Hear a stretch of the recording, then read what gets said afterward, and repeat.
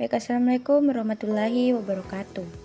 Kembali lagi dengan saya Nur Hijrian Iqmal, salah satu mahasiswa Universitas Negeri Makassar, program studi Pendidikan Bahasa dan Sastra Indonesia. Di sini saya akan memaparkan materi tentang ciri-ciri prosodi atau suprasegmental dalam bahasa Indonesia. Ciri-ciri prosodi dapat diklasifikasikan sebagai berikut. 1. Nada atau tinggi rendah. 2. Tekanan atau keras lemah. 3. Durasi atau panjang pendek. 4. Jeda atau kesenyapan. 5. Intonasi. Yang pertama ada nada. Menurut KR, nada atau pitch berkenaan dengan tinggi rendahnya suatu bunyi. Bila suatu bunyi diucapkan dengan frekuensi yang tinggi, tentu akan disertai dengan nada tinggi. Sebaliknya, kalau diucapkan dengan frekuensi getaran yang rendah, akan disertai juga dengan nada yang rendah. Menurut Muslich, tinggi rendahnya suara tidak fungsional atau tidak membedakan makna. Ketika penutur mengucapkan aku membaca buku dengan nada tinggi, sedang, atau rendah, maknanya sama saja. Begitu juga dalam tingkat lingual yang besar, frasa, klausa, dan kalimat. Bahkan penutur yang diucapkan secara berlagu seperti orang bernyanyi pun maknanya sama saja dengan ketika diucapkan secara biasa. Variasi yang menyertai unsur segmen dalam kalimat disebut intonasi, yang biasanya dibedakan menjadi 4, yaitu 1. Nada rendah ditandai dengan angka 1. Yang kedua, nada sedang ditandai dengan angka 2. Yang ketiga, nada tinggi ditandai dengan angka 3. Dan yang keempat, nada sangat tinggi ditandai dengan angka 4. Yang kedua, ada tekanan. Menurut Cair, tekanan menyangkut keras lamanya bunyi.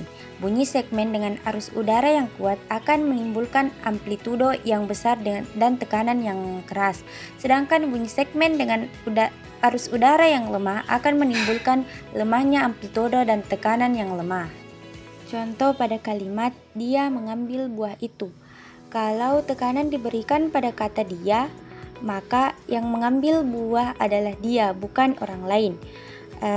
Kalau tekanan diberikan pada kata mengambil, maka dia melakukan kegiatan mengambil, bukan memancing atau sebagainya. Dan kalau tekanan diberikan pada kata buah, maka yang diambil adalah buah, bukan kue atau yang lainnya. Ketiga yaitu durasi. Menurut Abdul Khair, durasi merupakan panjang pendeknya atau lama singkatnya bunyi yang diucapkan. Dalam bahasa Indonesia, durasi tidak bersifat fonemis, tidak dapat membedakan makna. Adapun menurut Muslich, durasi merupakan panjang pendeknya ucapan yang tidak berfungsi dalam tataran kata, namun berfungsi dalam tataran kalimat. Contoh penerapan durasi.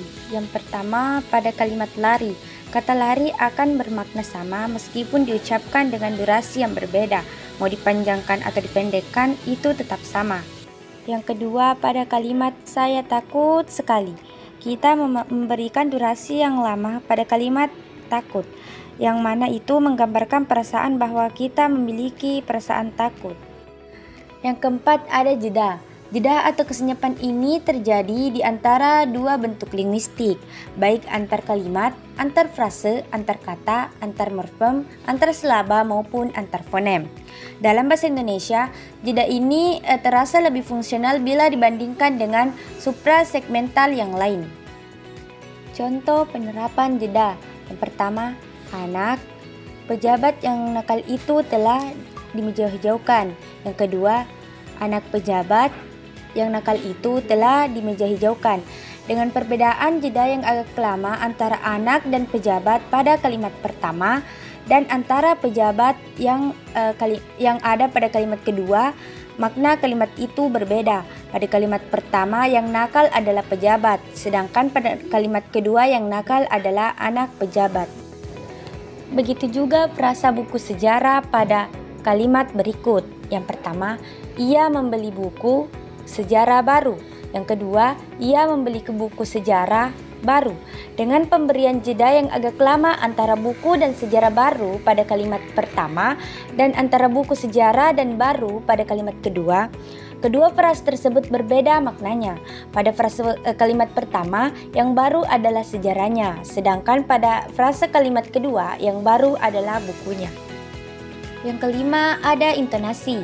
Intonasi adalah kerjasama antara nada, tekanan, durasi, dan perhentian-perhentian yang menyertai suatu tutur dari awal hingga perhentian terakhir. Menurut Muslich, intonasi dalam bahasa Indonesia sangat berperan dalam pembedaan maksud kalimat. Bahkan, dengan kata dasar pola-pola intonasi ini, kalimat bahasa Indonesia dibedakan menjadi kalimat berita, kalimat tanya, dan kalimat perintah.